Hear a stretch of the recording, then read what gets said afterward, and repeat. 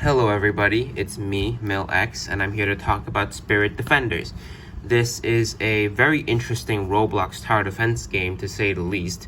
It's developed by Kina developer, I think that's how you pronounce it, and I'm pretty sure they're the only developer for the game. So they're a solo developer. If I'm wrong on this, feel free to correct me. But the game itself isn't tied to a group, and instead it's just tied to Kina.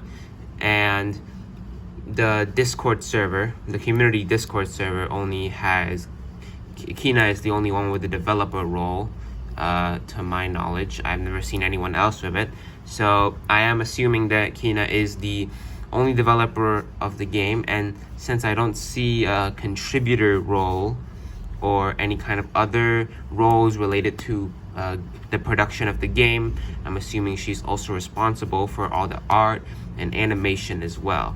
And if that's the case, that's incredibly impressive for this game. This game has a very unique art style and just design in general, and as well as gameplay, that honestly, if you were to just remove the Roblox avatar that the player uses, obviously, then it could probably be indistinguishable from regular games. So what's so special about Spirit Defenders? Well, let's talk about the art of the game first, namely the art style. So, like I said, it's very unique, and there is a very good reason for this. I do remember back when I was first playing the game, there was something said about how they do not want to add any kind of humanoid characters, or that humanoid characters are not going to be present in this game as game characters, I guess, other than the player, of course. So this leads to all the towers and characters being either spirits or like little cat creatures that I don't know.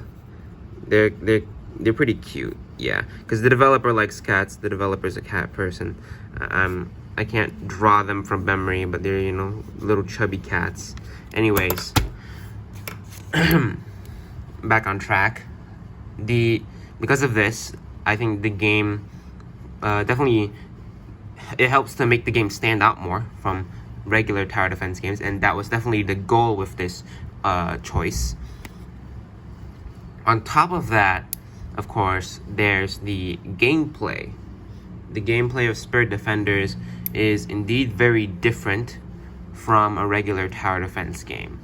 So at the start, each match does play out like a regular tower defense game. You place towers and enemies follow a track, and your towers destroy them. Some enemies have special abilities, and your towers also have special functions. Pretty fundamental, rudimentary stuff. But there is a little crystal in the corner with like a little icon on it. I don't remember how to draw it, but basically this icon will fill over time. The more enemies you kill, it will fill up over time. And what happens when this bar is full is that you can click it, and it brings up a little screen, which allows you to.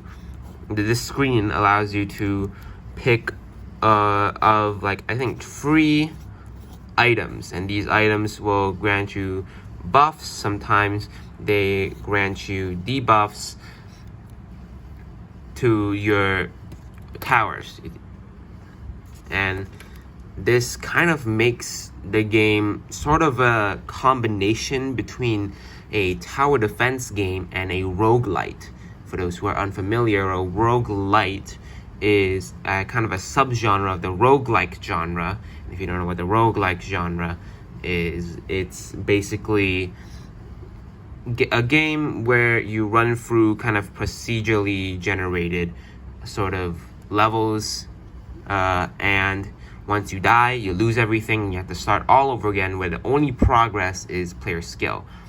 while a roguelite does have progression outside of player skill, and that is what Spirit Defenders kind of is.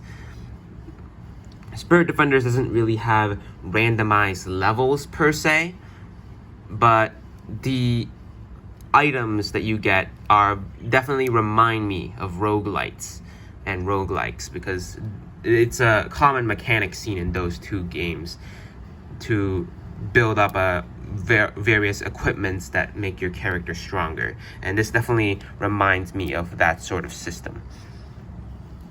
So obviously, roguelites are very much known for their replayability, and this adds a lot of replayability to Spirit Defenders.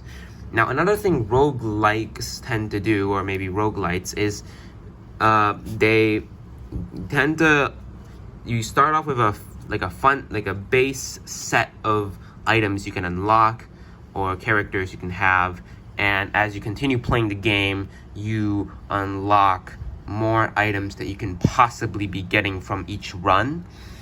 Spirit Defenders and characters as well, and Spirit Defenders is a lot like that. Obviously, as you play the game, you'll unlock new spirits, and of course, you can also unlock items. Now, this isn't through a currency system, but rather through an achievement system. Usually, basically, spirits and items can be unlocked from completing certain achievements, which are obviously tied to doing certain things in game, or getting certain milestones within the game, like killing a certain amount of enemies, for example. As for the stages, this game used to be pretty generic when it came to the stages. There was Snake Island, which was like a little island with snakes on it. I don't freaking know. I don't need to draw this. There was Snake Island and Sunny Isle, if I remember correctly. And you could just hop onto those two maps, and you'd have the snake mode and the summer mode, and snake mode would have 3 difficulties: easy, normal, and hard. And summer mode would have normal and hard only, I'm pretty sure. And of course, they'd have their own unique sets of enemies. Well, all the modes would have the same wave layout, unfortunately, but with buff stats. Now, things are different. Instead of the old system, the game is now more of a campaign system, where you go through in small little stages that eventually all accumulate into like a final boss stage, where you fight the final boss of the world, obviously. And there's 3 worlds right now, which are the Snake Island, and then there's a cave with spiders, and of course there's the Sunny Isle. And with the Sunny Isle being the hardest one, I think, or maybe the Snake Cave could be harder. Not sure. But all of this is small potatoes to the real, what I think is the most unique part of the game, which is crafting. Well, not necessarily just crafting, but materials.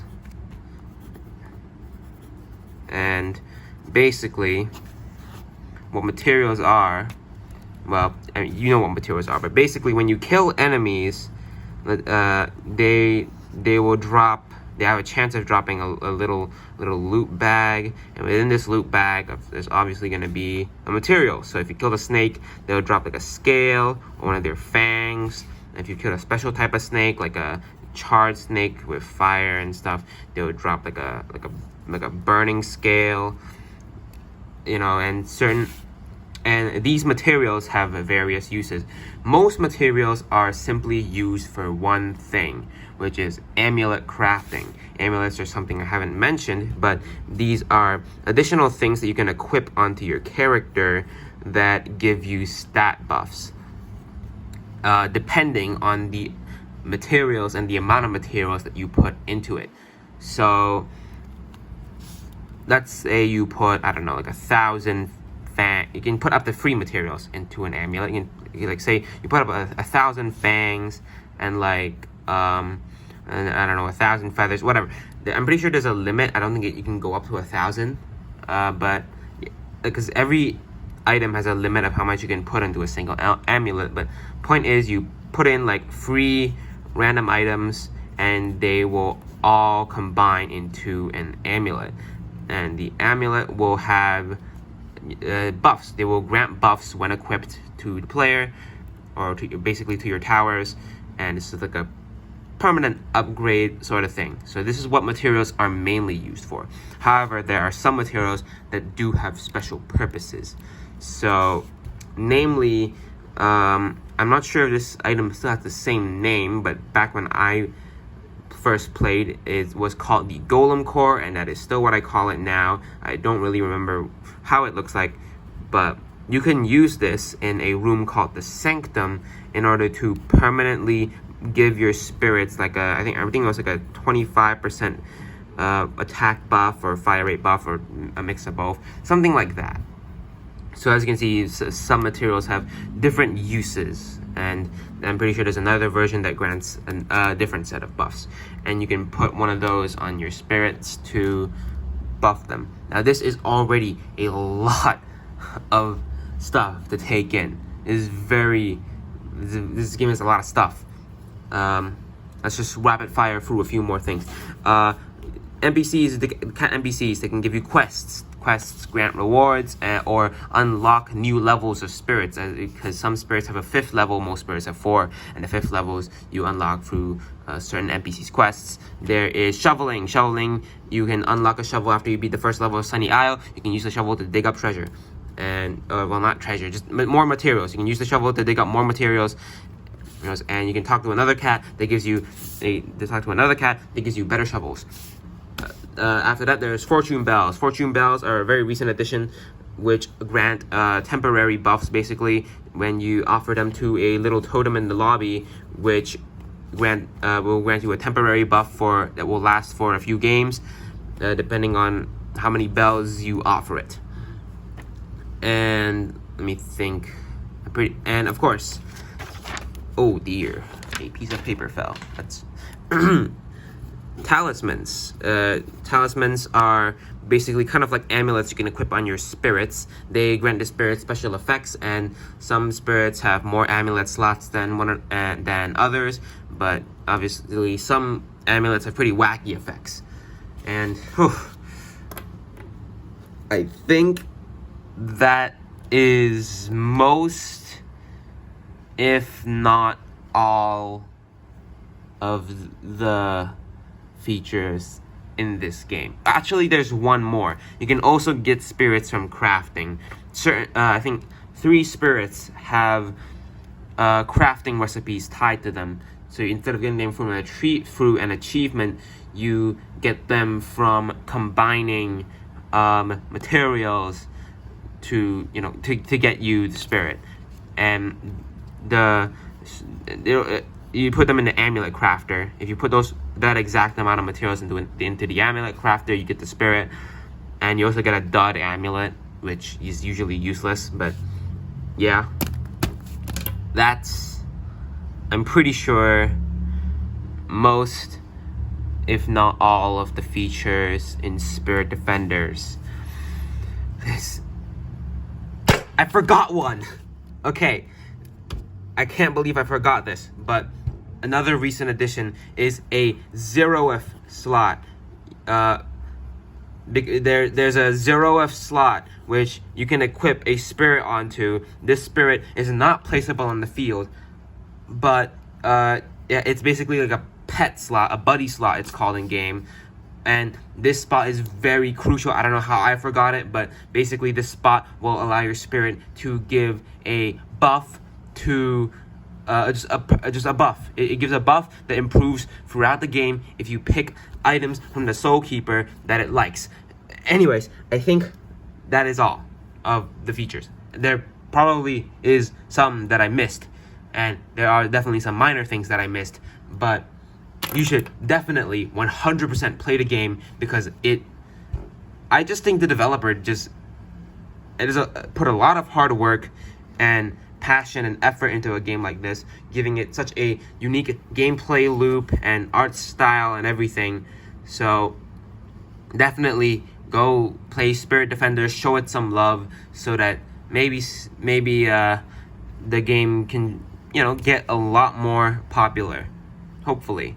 I don't know if some little YouTube video from some small YouTube channel is gonna do anything about improving this game's popularity, but just try it out. I'm sure you won't regret it, or maybe you might. I'm not sure. No guarantees there.